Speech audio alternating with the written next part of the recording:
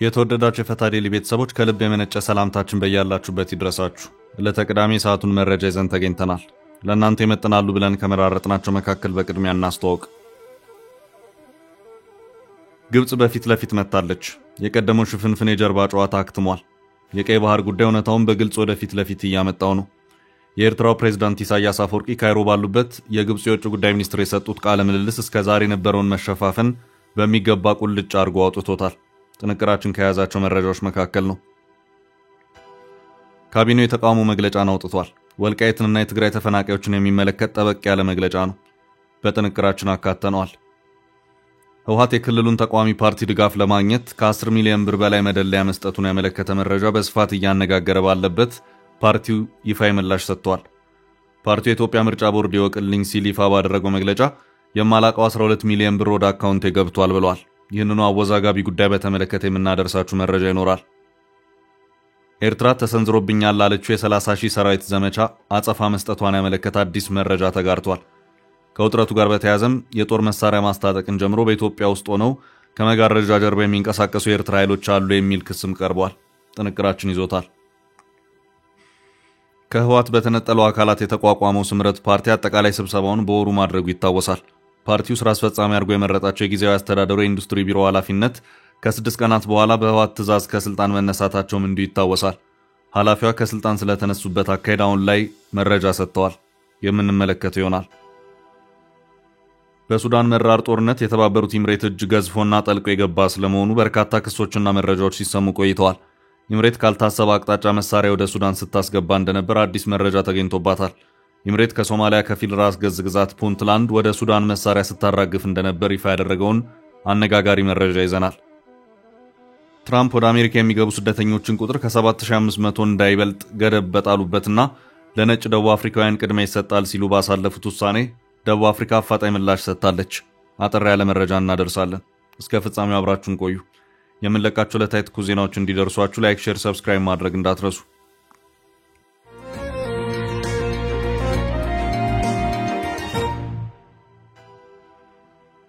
ግብጽ በፊት ለፊት መጣች። ግብጽ በቀይ ባህር ጉዳይ በፊት ለፊት መታለች። ከቀይ ባህር ጋር በተያያዘ ላለፉት በርከት ያለ ወራት በቀይ ባህር ጉዳይ ኢትዮጵያን ስም ሳትጠራ ቀይ ባህርን በየብስ ከሚያዋስኑት ሀገራት ውጪ ሌላ ሀገር አያገባውም በማለት አቋሟን ስትገልጽ ቆይታለች። በኢትዮጵያ በኩል የቀይ ባህር መውጫ ያስፈልገናል ከሚለው ጠንከራ ያለ አቋምና አካሄድ አንጻር ግብጽ ማንን ለማለት እንደፈለገች ግልጽ ሆኖ ቢቆይም የግብጽ የአቋም አገላለጽ ግን በሽፍንፍኑ ነበር። የግብጽ ባለስልጣናት ይህንኑ አቋማቸውን ሲገልጹ አንድም ቦታ በዚህ ጉዳይ ኢትዮጵያን ስም ሲጠሩ የታየበት ሁኔታ አልነበረ። ግብጽ በዚህ መልኩ ዳርዳሩን ስትል ከከረመች በኋላ በመጨረሻም ይሄው ከቀይ ባህር የየብስ ድንበር ተጋሪ ሀገራት ውጪ ሌላውን አይመለከተውም የሚለውን አቋሟን በተመለከተ ማንን ለማለት እንደፈለገች አሁን ግልጽ አድርጋለች። አልአረቢያ ኔት ከተባለ ሚዲያ ጋር ቆይታ ያደረጉት የግብጽ የውጭ ጉዳይ ሚኒስትር ባድር አብዱልአቲ ይሄው እየተደጋገመ ሲገለጽ የቆየው የግብጽ አቋም ኢትዮጵያን የሚመለከት መሆኑን አስታውቀዋል። የውጭ ጉዳይ ሚኒስትሩ በዚሁ ቃለ ምልልሳቸው ቀይ ባህርን በተመለከተ የሚመለከታቸው ሀገራት ባህሩን በየብስ የሚያዋስኑትን ሀገራት ብቻ ነው ካሉ በኋላ አክለውም ከባህር በር ውጭ የሆነችውን ኢትዮጵያን አይመለከታትም ሲሉ በግልጽ ተናግረዋል። የውጭ ጉዳይ ሚኒስትሩ በዚሁ ጉዳይ ማብራሪያ ሲሰጡም ኢትዮጵያ ከቀይ ባህር ጋር በተያያዘ በሁለት ጉዳዮች አይመለከታትም ሲሉም ተናግረዋል። አንደኛው በባህሩ ጉዳይ ጣልቃ መግባት የሚለው ሲሆን ሌላኛው ደግሞ መሳተፍ የሚለው ነው። ቀይ ባህርን ያዋስናሉ የተባሉት ሀገራት 8 ሲሆኑ ሳውዲ አረቢያ፣ ግብጽ፣ የመን፣ ሱዳን፣ ኤርትራ፣ ጅቡቲ፣ ዮርዳኖስና በእስራኤል ስር ያለው የፍልስጤም ግዛት ናቸው። ሆኖም የውጭ ጉዳይ ሚኒስትሩ በሰፊው ቀይ ባህርን የምታዋስኗን ኤርትራን ጨምሮ ሌሎቹን የቀይ ባህር ሀገራት ሚና ገሸሽ በማድረግ ቀይ ባህርን በማስተዳደሩ በኩል በሰፊው የሚመለከታቸው ሀገራት ግብጽና ሳውዲ አረቢያ እንደሆኑ መታወቅ አለበት ሲሉም በዚሁ ቃለ ምልልሳቸው ተናግረዋል። የግብጽ የውጭ ጉዳይ ሚኒስትር ለዚህ ምክንያት ብለው ያስቀመጡት ደግሞ ሁለቱ ሀገራት ማለትም ግብጽና ሳውዲ አረቢያ ባህሩን በሰፊው ስለሚያዋስኑት ነው የሚል ነው። ግብጽ ቀይ ባህርን እና ወደ አውሮፓዎች መጥ የሚወስደውን ሜዲትራኒያንን የሚያገናኘው ስዊዝ ካናል ባለቤት ስትሆን በዚህ የመርከቦች መተላለፊያ ኬላም በሚከፈል ኪራይ በአመት እስከ $10 ቢሊዮን ገቢን ታገኛለች። ሆኖም ባለፉት 2 ዓመታት የየመኖቹ ሁቲ ታጣቂዎች በቀይ ባህር የሚያልፉ ሲቪል የጭነት መርከቦች ላይ ጥቃትን በመሰንዘራቸው የቀይ ባህር ጉዞ በመቀነሱ የግብጽ የስዊዝ ካናል ገቢ በግማሽ ቀንሶ ታይቷል። በዚህ ወቅት ግብጽ ጉዳዩን ከራሷ ጥቅም ጋር በማያያዝ ቀይ ባህርን ከየመን ታጣቂዎች ልታደግ ብላ ስትነሳ አልታየም።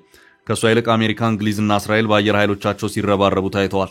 በየመኖቹ ሁቲ ታጣቂዎች የቀይ ባህር የመርከቦች ጥቃት በየዓመቱ የኢትዮጵያን ታላቁን ህዳሴ ግድብ የተገነባበትን ያህል ገቢ ስታጣ የከረመችው ግብጽ አሁን የኢትዮጵያ ጉዳይ ሲነሳ ደግሞ እኔና ሳውዲ አረቢያ የዚሁ የቀይ ባህር ኮሪደር አስተዳዳሪና ጠባቂ ካልሆንን እያለች ትገኛለች።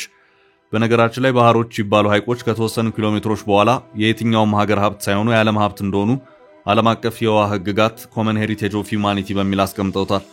እናም አንዱ ሀገር ተነስቶ ሌላውን አያገባህም ማለት አይችልም። እስካሁን ባለው ሁኔታ በግብጽ የውጭ ጉዳይ ሚኒስትር ባድር አብድልአቲ ስሟ የተጠራው ሳውዲ አረቢያ በቀይ ባህር ጉዳይ ያላት ፍላጎት ኢኮኖሚያዊ እንጂ ወታደራዊ ወይም ፖለቲካዊ ሆኖ አይታይም። ሳውዲ የቀይ ባህርን ደህንነት የምትመለከተው ከኢኮኖሚ አንጻር ብቻ ሆኖ ይታያል።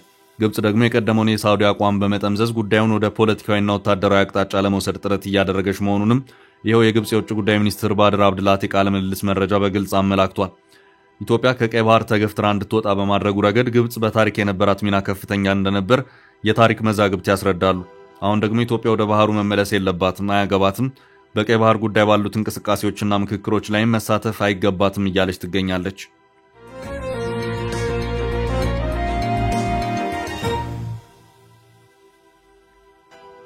ወደ ቀጣይ መረጃ አለፍን። የካቢኔው የተቃውሞ መግለጫ። ህወሓት ያወጣውን መግለጫ ተከትሎ በሌተናል ጀነራል ታደሰ ወረደ የሚመራው የትግራይ ጊዜያዊ አስተዳደር ካቢኔም ሌላ መግለጫ አስከትሏል። መግለጫው ወልቃይትንና የትግራይ ተፈናቃዮችን የሚመለከትም ሆኖ ታይቷል። በሁለት ዓመታቱ ጦርነት ወቅት ከወልቃይት የተፈናቀሉ የትግራይ ተወላጆችን በተመለከተ ከሰብአዊነት አንጻር ቅድሚያ ዜጎች ወደ ቀያቸው ይመለሱ፣ ሌሎች የመሬት ይገባኛል አከራካሪ ጥያቄዎችን በተመለከተ ህዝቡ ቦታው ከተመለሰ በኋላ በህገ መንግስቱ መሰረት በህዝብ ውሳኔ እንዲፈቱ ይደረጋል በሚል በፌደራሉ መንግስት በኩል አቋም ተይዟል። ህወሓትም የትግራይ ጊዜያዊ አስተዳደርም ይህንን የመንግስት አቋም አንቀበልም እያሉ ይገኛሉ። በህወሓትና ጊዜያዊ አስተዳደሩ በኩል በዚህ ያሉ ታጣቂዎች ይውጡ፣ በወልቃይት ያለው አስተዳደር ይፍረስ፣ በምትኩም የትግራይ አስተዳደር ይተካ የሚል አቋም ተይዟል። ይህም በመሆኑ ህወሓትና የትግራይ ጊዜያዊ አስተዳደር የተፈናቀሉ ዜጎችን ብቻ ወደ ቦታው መመለሱን አንቀበለውም እያሉ ይገኛሉ። የፌደራሉ መንግስት በበኩሉ ተፈናቃዮችን ለፖለቲካ ትርፍ ማገትና ስቃያቸውን ማራዘም የለባችሁም እያለ ይገኛል። ከዚሁ ጋር በተያያዘም ባለፈው ማክሰኞ ጥቅምት 18 ቀን 2018 ዓ.ም ጠቅላይ ሚኒስትር አብይ አህመድ ፓርላማ ላይ የሰጡትን ማብራሪያ ተከትሎም ጉዳዩን በተመለከተ መግለጫዎች ከወደ ትግራይ እየተከታተሉም ነው። አንደኛው መግለጫም ይኸው በትግራይ ጊዜያዊ አስተዳደር ካቢኔ በኩል የወጣው መግለጫ ነው። ካቢኔው በዚሁ መግለጫው በቅርቡ በምዕራብ ትግራይ የተፈናቀሉ ዜጎችን ለመመለስ የሚል እንቅስቃሴ እየተደረገ ነው በሚል ተፈናቃዮችን ለመመለስ በሚል ሽፋን ሰሞኑን የሚደረገው እንቅስቃሴ ከህገ መንግስቱና ከፕሪቶሪያ ስምምነት ጋር የሚጣረስ የክልሉን የሰላም ተስፋ አደጋ ላይ የሚጥልና ፈጽሞ ተቀባይነት የሌለው ነው ሲል ተቃውሞውን ገልጿል። ይኸው መግለጫ የተፈናቀሉ ሰዎችን ለመመለስ በሚደረገው ጥረት በፕሪቶሪያው ስምምነት መሰረት ጊዜያዊ አስተዳደሩ ተሳታፊ መሆን ይኖርበታል ብሏል። ይኸው መግለጫ አክሎም የተፈናቀሉ ህዝቦቻችንን መብት ክብርና ደህንነት በመጠበቅ ወደ ነበሩበት እንዲመለሱ ከማድረግ ውጪ ሌላ ሴራ ተቀባይነት የለውም ሲል አስታውቋል።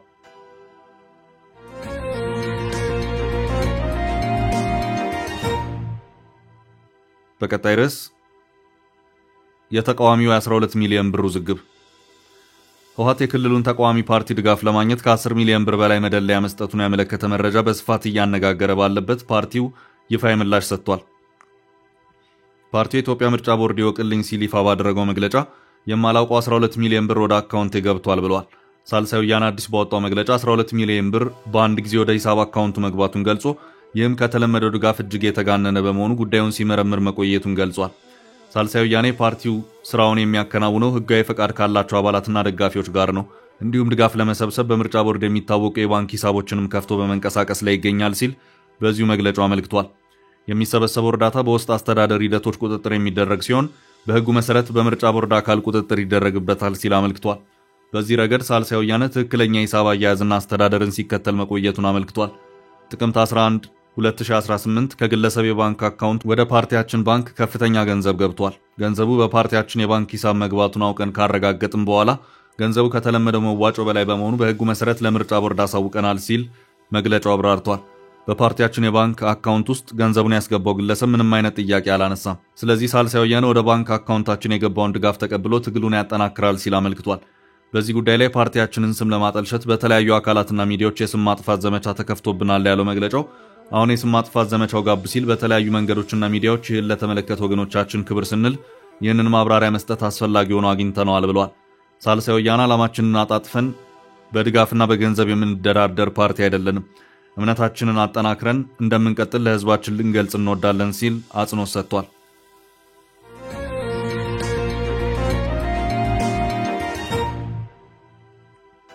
በቀጣይ ርዕስ የኤርትራ የመሬት ስራ ኦፕሬሽን። ኤርትራ ተሰንዝሮብኛል ላለችው የ30,000 ሰራዊት ዘመቻ አጸፋ መስጠቷን ያመለከተ አዲስ መረጃ ተጋርቷል። ከውጥረቱ ጋር በተያያዘም የጦር መሳሪያ ማስታጠቅን ጀምሮ በኢትዮጵያ ውስጥ ሆነው ከመጋረጃ ጀርባ የሚንቀሳቀሱ የኤርትራ ኃይሎች አሉ የሚል ክስም ቀርቧል። ዋዜማ ራዲዮ ጠቅላይ ሚኒስትር አብይ አህመድ ድምጻቸውን አስተጋብተዋል።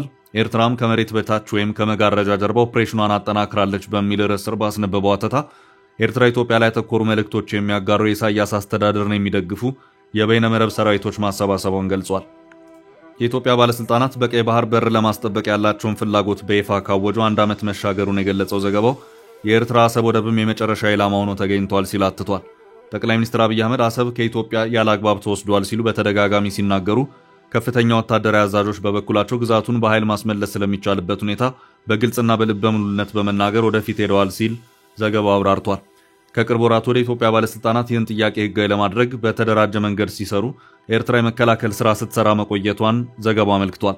ኤርትራ በበኩሏ የኢትዮጵያን አሰብ ላይ ያተኮሩ ንግግሮችና የስነ ልቦና ጦርነት በመከላከል የተጠመደች ሆና ትታያለች ያለው ዘገባው ይህንንም እንዲያሳልጡ የተለያዩ የበይነመረብ ሰራዊት ማሰማራቷን ገልጿል።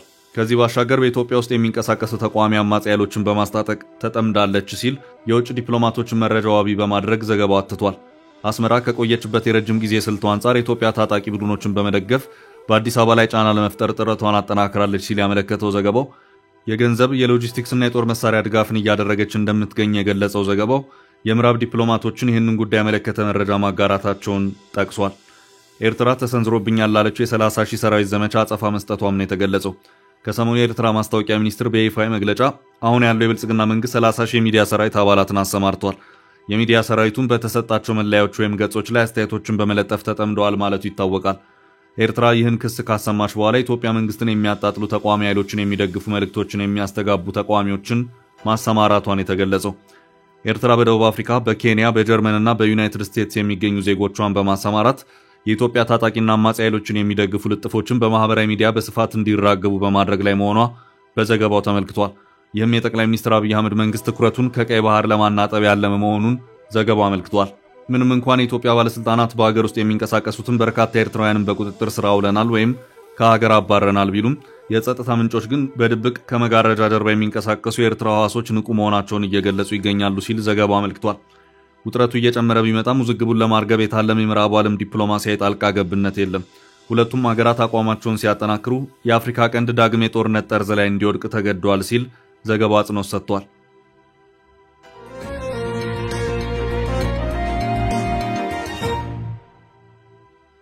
በቀጣይ ርዕስ ከስልጣን የተነሳሁት በህወሓት ጫና ነው። የስምረት ፓርቲ ስራ አስፈጻሚ ከህወሓት በተነጠሉ አካላት የተቋቋመው ስምረት ፓርቲ አጠቃላይ ስብሰባውን በወሩ ማድረጉ ይታወሳል። ፓርቲው ስራ አስፈጻሚ አድርጎ የመረጣቸው የጊዜያዊ አስተዳደሩ ባለስልጣን በህወሓት ትዕዛዝ ከስልጣን መነሳታቸው ተዘግቦ ነበር።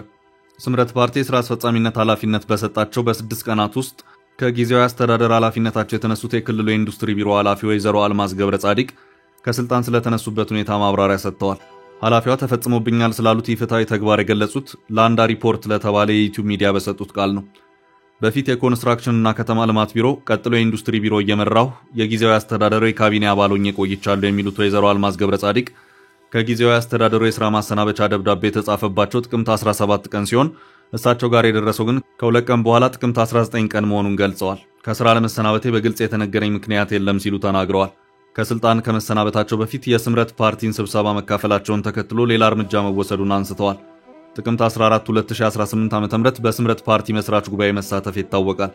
ይህን ተከትሎ ያን ቀን ምሽት ከካቢኔ የመገናኛ ፕላትፎርም እንደወጣ ተደረገ። ይህ የተደረገው በስምረት ፓርቲ የምስረታ ጉባኤ በመሳተፍ ምክንያት እንደሆነ ግልጽ ነው ብለዋል። የስምረት ፓርቲ አባል በመሆናቸው በጊዜያዊ አስተዳደሩ ካላቸው ስልጣን የተነሱ ብቸኛው ሰው አለመሆናቸውን ገልጸዋል። ቀደም ሲል የስምረት ፓርቲ አባል የሆነችው የሲቪል ሰርቪስ ቢሮ ኃላፊ ሰብለ ካህሳይ በዚህ የተነሳ ከኃላፊነት እንድትነሳ የተደረገ ሲሆን ከዛ መልስ በጊዜያዊ አስተዳደሩ ካቢኔ ብቸኛ የስምረት ፓርቲ አባል ሆነው መቀጠላቸውን ገልጸዋል። ጊዜያዊ አስተዳደሩ አቃፊና አሳታፊ መሆን እንዳለበት የተቋቋመበት ሰነድ ያመላክታል የሚሉት ኃላፊዋ የተለያዩ አስተሳሰቦችና አመለካከቶች የሚንሸራሸሩበት መሆን ነበረበት። ይሁን እንጂ የስምረት ፓርቲ አባል ተሆኖ የካቢኔ አባል ሆኖ መቀጠል በጣም ከባድ እየሆነ መጥቷል ሲሉም ገልጸዋል።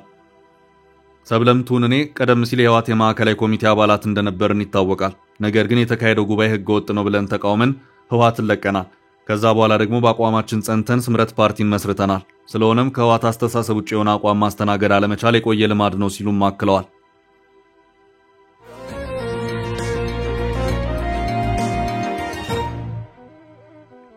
በቀጣይ ርዕስ ከሶማሊያ ወደ ሱዳን የሚጋዘው መሳሪያ የሾለከው የኤምሬት ሚስጥር። በሱዳን መራር ጦርነት የተባበሩት ኤምሬት እጅ ገዝፎና ጠልቆ የገባ ስለመሆኑ በርካታ ክሶችና መረጃዎች ሲሰሙ ቆይተዋል። የኤምሬትን በሱዳን የጦር አፋፋሚነት ሚና የተባበሩት መንግስታት የጸጥታው ምክር ቤት ጭምር አጀንዳ አድርጎ የተወያየበት ነው። አቡዳቢና ፖርት ሱዳን 2-3 ማዕቀቦችን አንዳቸው ሌላኛቸው ላይ ጭነዋል። ኤምሬት ከጦርነቱ መነሻ አንስቶ ለፈጥኖ ደራሽ ኃይሎች መሳሪያ በማቀበል ቅጥረኛ ወታደሮችንና የጦር ባለሙያዎችን ስታቀርብ ቆይታለች።